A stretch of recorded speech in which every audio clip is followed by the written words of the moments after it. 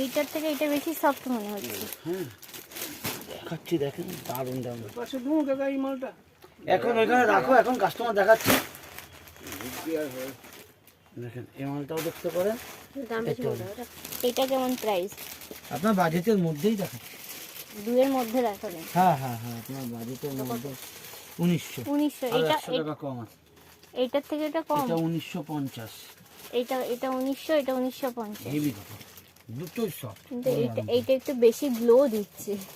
এটা আবার ভেতরে এটা দিয়েছে, এটা আবার এক এক রকম।